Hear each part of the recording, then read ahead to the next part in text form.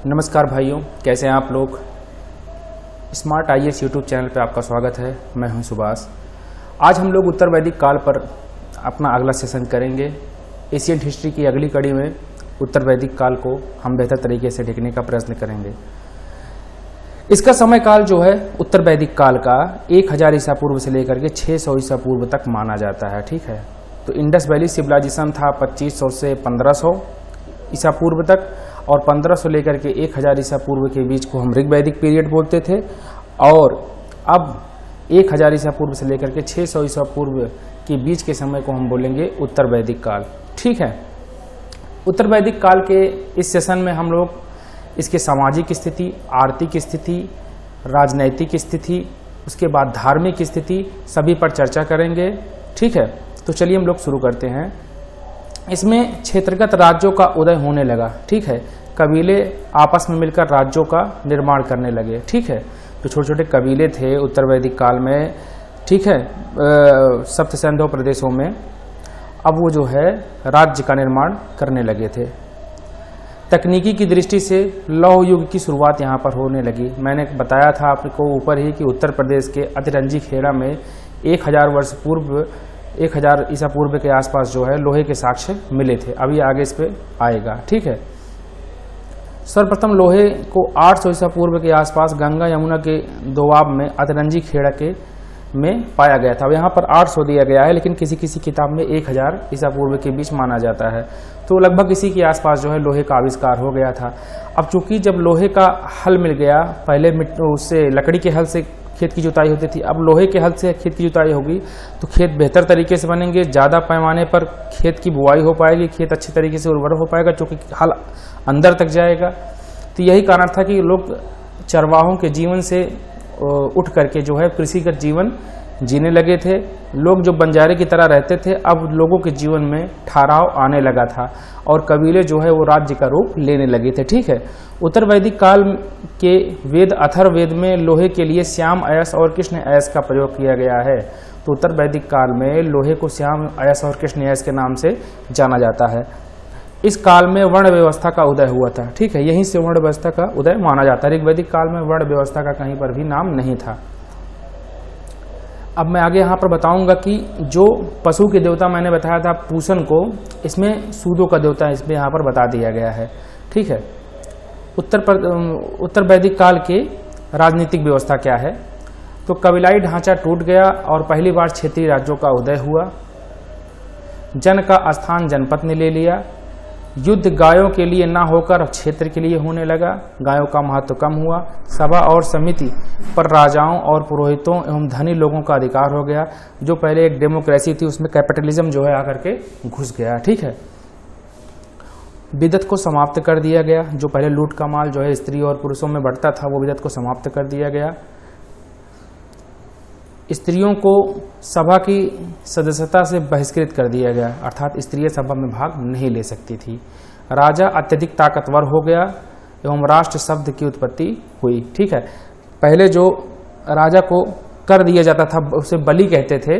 अब राजा पर कर को अपने मन से पहले सोचा से लोग देते थे कबीलों में, लेकिन अब राजा को कर देना जो है वो एक अधिकार हो गया था राजा का। तो बलि के अतिरिक्त भाग एवं शुल्क 2 नए कर लगाए गए। ठीक है, तो पहले जो बलि कर था उसको तो लिया ही जाने लगा, उसके बाद भाग और शुल्क अलग से 2 कर लगा दिए गए।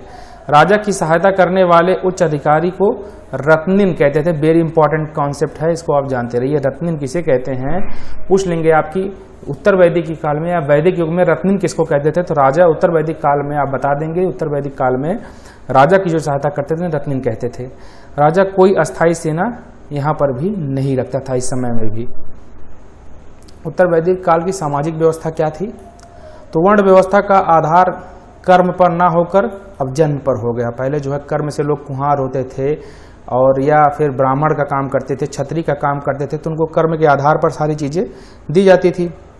लेकिन अब जो है वो जन्म के आधार पर दिया जाने लगा।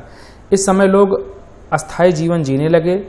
4 वर्णों पुरोहित जो ब्राह्मण होते हैं, क्षत्रिय, वैश्य और शूद्र स्पष्टतः स्थापित हो गए थे 4 वर्ण। ठीक है, यज्ञ का महत्व बढ़ा और ब्राह्मणों की शक्ति में अपार वृद्धि हुई। ठीक है, इतने ब्राह्मण में चारों वर्णों के कार्यों को उल्लेखित किया गया। अब ब्राह्मण यत्रेय वगैरह जो है जो बाद में जोड़े थे, ठीक है।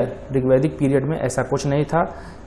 और आप देखेंगे ऋग्वैदिक काल में तो जो दसों मंडल हैं ऋग्वेद में, उसके पुरुष सूक्त में, दसवां मंडल तो अंतिम में जोड़ा गया था, उसके पुरुष सूक्त में जो है 4 वर्णों के बारे में बताया गया। वो भी ब्रह्मा के 4 जो है वो हाथ पैर के बारे में बताया गया। ऐसा नहीं है कि आप उनको किसी वर्ड में डिनोटेट करते हैं, लेकिन चीज़ों का इंटरप्रिटेशन अलग तरीके से किया गया। जैसे सुप्रीम कोर्ट कहता है कि यह चीज़ जो है, काम जो है, कोई भी वर्क हो, अगर वो basic structure of the constitution को हरासमेंट कर रहा है तो हम उसको इंटरप्रिटेशन किस प्रकार से कर रहे हैं, हमें ये चीज़ बताया जाए, तब ये क्लियर होगा कि यह चीज़ जो है पर्टिकुलरली वो डिस्टर्बेंस कर रहा है। सपोज डैट आप एक केशवानंद भारती वाला मामला था, अब उसमें यदि कांग्रेस के पक्ष का अगर कोई व्यक्ति होता तो ये चीज़ कहता कि नहीं, केशवानंद भारती में जो सारे मामले आए हैं वो जो है basic structure of the constitution को गलत नहीं करते हैं, मतलब हरासमेंट नहीं करते हैं, तो अपने पक्ष में अपने हिसाब से इंटरप्रिटेट कर देता है। अपनी विचारधारा को किसी व्यक्ति पर थोप देना ही जो होता है वो एक तरीके से इंटरप्रिटेशन होता है। इसको हम जो है वहाँ पॉलिटी में सबसे बेटर तरीके से समझेंगे। अभी हमारा कॉन्सेप्ट जो है इसी पर चलना चाहिए। तो इस काल में 3 आश्रम थे, ब्रह्मचर्य, गृहस्थ और वानप्रस्थ की स्थापना हुई, ठीक है। चौथा आश्रम संन्यास महाजनपद काल में जोड़ा गया। 6ठी शताब्दी ईसा पूर्व महाजनपद काल को ही माना जाता है और संन्यास उस समय जोड़ा गया था। इस समय ब्रह्मचर्य, गृहस्थ और वानप्रस्थ 3 ही आश्रम थे, ठीक है। वो एक कहावत आपने सुनी होगी कि यदि कोई व्यक्ति अगर किसी चीज को आम देखता है, ठीक है, और ये बहुत बुद्धिजीवी है, तो वह व्यक्ति समाज में उस व्यक्ति को आम सिद्ध कर सकता है अपनी बुद्धि से। बल्कि सामने वाला कोई भी व्यक्ति बहुत ही सच्चा हो, लेकिन उसका दिमाग यदि इंटरप्रेट नहीं कर सकता हो कि ये आम है, आप गलत कह रहे हो, ये नहीं सिद्ध कर सकता है, तो यह व्यक्ति गलत माना जाएगा, ठीक है। चलिए हम बाद में इसकी चर्चा करेंगे। जवालो उपनिषद में सर्वप्रथम 4 आश्रमों का उल्लेख मिलता है। जो जवालो इस उपनिषद है, इसको याद करिए, वेरी इंपॉर्टेंट है। इसमें 4 आश्रमों का उल्लेख मिलता है। स्त्रियों को शिक्षा प्राप्ति का अधिकार भी यहाँ पर प्राप्त था। बाल विवाह नहीं होता था। विधवा विवाह, नियोग प्रथा के साथ अंतःजातीय विवाह का प्रचलन था। इस समय भी अंतःजातीय विवाह होते थे। स्त्रियों की शिक्षा में गिरावट आई थी, ठीक है। तो कहीं न कहीं धीरे धीरे दबाव पड़ रहा था। उत्तर वैदिक काल की आर्थिक स्थिति क्या थी, ये दशा आगे आते आते जो है उत्तर वैदिक काल में जब वैदिक युग होएगा तो उसमें शूद्रों की दशा इतनी खराब कर देते हैं, उनको इतना हैरान कर देते हैं कि अंततः बौद्धिज्म और जैनिज्म को आना पड़ता है। ब्राह्मण धर्म इतना हैरान कर देगा, हालांकि ब्राह्मण को ही अकेले जो है आप जिम्मेदार नहीं ठहरा सकते हैं। उसमें जो द्विज होते थे, द्विज जिसमें ब्राह्मण, क्षत्रिय और वैश्य तीनों आते थे, ठीक है। तो अब मैंने अधिकांश उसमें देखा है पर्यावचित द्विज में पक्षी भी आता है और ब्राह्मण लिख देते हैं, तो ब्राह्मण नहीं, उसमें ब्राह्मण, क्षत्रिय और वैश्य तीनों होता है। यदि वैश्य न कमाते तो क्षत्रिय कहाँ से मजबूत होते, और क्षत्रिय यदि ब्राह्मणों का साथ में देते, ब्राह्मणों की सुरक्षा देते, तो ब्राह्मण कैसे किसी का शोषण करते। इसलिए तीनों जिम्मेदार हैं शूद्रों और महिलाओं की जो है शोषण करने में, ठीक है। तो अकेले ब्राह्मण को आप उसमें गलत ठहरा नहीं सकते हैं, ठीक है। तीनों को दोषी ठहराइए और तीनों ही दोषी हैं, इसमें कोई दो राय नहीं है। इस काल में मुख्य व्यवसाय कृषि तथा लोहे के कारण जो खोज हुआ था, मुख्य व्यवसाय कृषि हो गया और जीवन अस्थायी हो गया। मुख्य फसल धान और गेहूं थी। यजुर्वेद में व्रीहि मतलब धान था, यव माने जौ था और गोधूम माने गेहूं की चर्चा मिलती है, ठीक है। उत्तर वैदिक काल में कपास का उल्लेख नहीं मिलता है। ऊन शब्द का प्रयोग हुआ है, तो ऊन हुआ है तो कपास भी हुआ होगा। उत्तर वैदिक सभ्यता भी ग्रामीण थी। इसके अंत में हम नगरों का आभास पाते हैं, ठीक है। जब ये धीरे धीरे इसका अंत हो, मतलब लास्ट होने लगा, जब उत्तर वैदिक काल का धीरे धीरे नगर आने लगे। हस्तिनापुर और कौशाम्बी प्रारंभिक नगर थे उत्तर वैदिक काल के। नियमित सिक्के का प्रारंभ अभी नहीं प्रचलित था। सामान्य लेन देन वस्तु विनिमय पर आधारित थी, ठीक है। निष्क और शतमान, पाद और एवं कृष्णल माप की इकाइयां थी। तो निष्क, शतमान, पाद और कृष्णल माप की इकाइयां हुआ करती थी। सर्वप्रथम अथर्ववेद में चांदी का उल्लेख मिलता है, ठीक है। तो अथर्ववेद में सबसे चांदी का जो है उल्लेख मिल जाता है। पूछ सकते हैं कि सबसे पहले हमारे पूरे इतिहास में चांदी का उल्लेख कहाँ पर मिलता है, तो अथर्ववेद में। लाल मृदभांड इस काल के सर्वाधिक जो है प्रचलित थे, तो लाल मृदभांड जो है आप इसको जानते रहिएगा। उत्तर वैदिक धार्मिक स्थिति कैसी थी? धर्म का स्वरूप बहुदेववादी और उद्देश्यवादी भौतिक सुखों की प्राप्ति था, अर्थात जो व्यक्ति भौतिक सुखों को जिस प्रकार से प्राप्त करता था उन्हीं को देवता मान लेता था। प्रजापति विष्णु तथा रुद्र महत्वपूर्ण देवता के रूप में स्थापित हो गए। सृजन के देवता प्रजापति को सर्वोच्च स्थान दिया गया। पूषण शूद्रों के देवता थे, देख लीजिए यहाँ पर आ गया है। यज्ञ का महत्व, वहाँ पर पहले पूषण को आकाश के देवता माना गया। बेसिकली आकाश में तो शामिल किया जाता था, लेकिन ये सीधे सीधे जो थे ये पशुओं के देवता थे पूषण, ठीक है। लेकिन बाद में इनको शूद्रों का देवता माना, अर्थात इनको पशु से तुलना की जाने लगी शूद्रों को। मृत्यु की चर्चा सर्वप्रथम सतपर ब्राह्मण में मिलती है। सर्वप्रथम मोक्ष की चर्चा उपनिषद में मिलती है। तो मृत्यु और मोक्ष जो है ये सतपथ ब्राह्मण में मृत्यु की और मोक्ष की चर्चा उपनिषद में मिलती है। पुनर्जन्म की अवधारणा सर्वप्रथम बृहदारण्यक उपनिषद में मिलती है, ठीक है। वेरी इंपॉर्टेंट है। जो पुनर्जन्म है, कहते ना भैया का द्विजन्म भव, तो ये जो है हमारे शब्द में यहाँ पर आप मध्यांचल में इस तरीके से बोला जाता है। तो बृहदारण्यक जो है उपनिषद से पुनर्जन्म की कंडीशन को आप देख सकते हैं। ये है आश्रम व्यवस्था, ठीक है। आश्रम व्यवस्था की स्थापना उत्तर वैदिक काल में हुई थी। छंदोग्य उपनिषद में केवल 3 आश्रमों का उल्लेख मिलता है, ठीक है। हालांकि ऊपर मैंने आपको बताया था कि उत्तर वैदिक काल में वानप्रस्थ आश्रम, उसके बाद ये उसका ब्रह्मचर्य आश्रम और गृहस्थ आश्रम, 3 आश्रम थे। और अथर्ववेद में संन्यास आश्रम मानने को मिला था, ठीक है। तो अभी ये आश्रम व्यवस्था जो है छंदोग्य उपनिषद में ये 3 ही बताए थे, ठीक है। ये उत्तर वैदिक हिसाब से चल रहे थे। सर्वप्रथम जवालो उपनिषद में 4 आश्रम को बताया गया है। तो आपसे पूछ सकते हैं कि छंदोग्य उपनिषद में कितने आश्रम को बताया गया है, जवालो उपनिषद में। हालांकि इतना अंदर नहीं पूछेंगे, फिर आप जानते रहिए। उत्तर वैदिक काल में केवल 3 आश्रमों ब्रह्मचर्य, गृहस्थ और वानप्रस्थ की स्थापना हुई थी। 4था आश्रम संन्यास महाजनपद काल में स्थापित किया गया, ठीक है। ब्रह्मचर्य आश्रम क्या होता है? 0 से लेकर के 25 वर्ष की आयु को हम ब्रह्मचर्य आश्रम कहते हैं। इसमें ज्ञान की प्राप्ति होती है। आप भगवान राम का रामायण देखते हैं, अभी भी चल रहा है। तो रामायण में देखते होंगे कि जब राम जी बड़े होते हैं धीरे धीरे, तो वो चले जाते हैं अपने गुरु के यहाँ शिक्षा दीक्षा लेने के लिए, वहीं पर ज्ञान लेने के लिए। उनका सर मुड़वाया जाता है। तो वो सब प्रक्रिया जो होती है वो आश्रम के माध्यम से ही की जाती है, और ठीक है, उनके संस्कार होते हैं। संस्कार के बारे में हम पढ़ेंगे। और पुरुषार्थ जो है इनका, ये धर्म जो है पुरुषार्थ था। गृहस्थ आश्रम क्या है? 25 से लेकर 50 वर्ष की उम्र को हम गृहस्थ आश्रम बोलते हैं। सांसारिक जीवन, अर्थ व काम जो है इनका पैसा कमाना और भोग करना इनका जो है मुख्य उद्देश्य है। वानप्रस्थ आश्रम 51 से 75 मनन चिंतन और ध्यान, ठीक है। इसमें मनन चिंतन और ध्यान तथा मोक्ष की तलाशी होनी चाहिए। और संन्यास आश्रम जो होता है 76 से लेकर 75 से लेकर के जो है आगे 100 वर्ष तक मोक्ष हेतु तपस्या, ठीक है। अब यहाँ पर मैं कुछ जोड़ना चाहूँगा। देखिए, आदमी की अब वर्तमान में जो उम्र हो रही है वो लगभग 60 साल हो रही है। 60 साल को यदि 4 भागों में बांटा जाए तो लगभग अप्रॉक्सीमेटली जो होगा 15 साल होता है, ठीक है। प्रत्येक व्यक्ति को 15 वर्ष मिलना चाहिए। तो 0 से लेकर 15 तक आप ब्रह्मचर्य आश्रम करिए।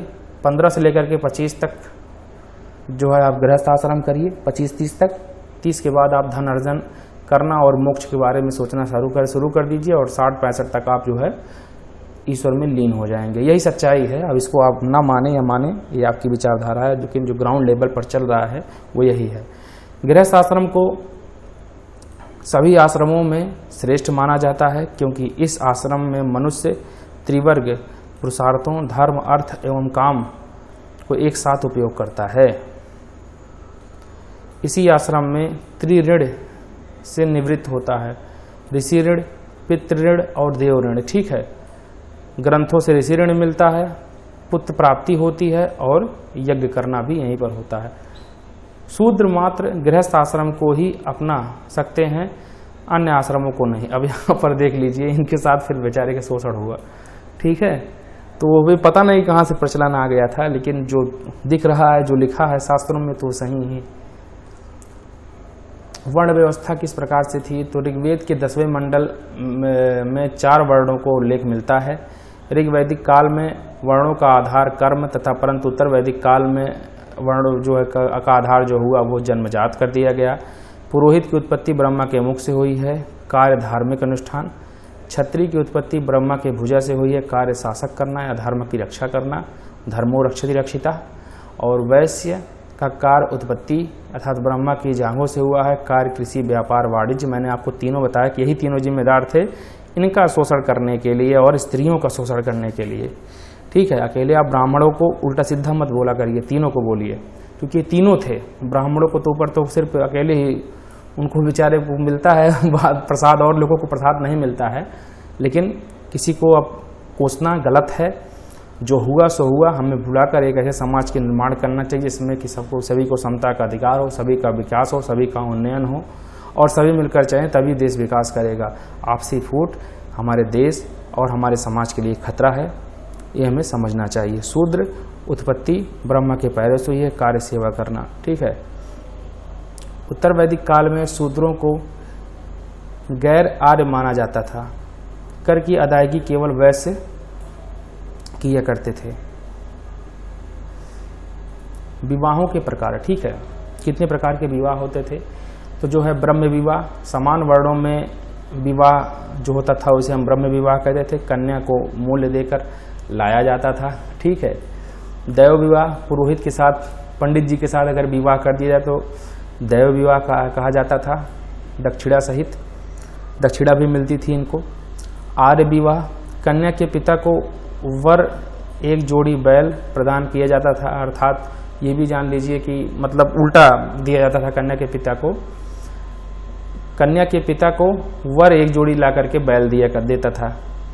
प्रजापत्य विवाह, ये क्या है? बिना लेन देन के योग्य वर के साथ विवाह, ये बढ़िया था। असुर विवाह, कन्या को उसके माता पिता से खरीद कर विवाह। ठीक है। गंधर्व विवाह प्रेम विवाह था। राक्षस विवाह, पराजित राजा की पुत्री, बहन या पत्नी से उसकी इच्छा के विरुद्ध विवाह करना।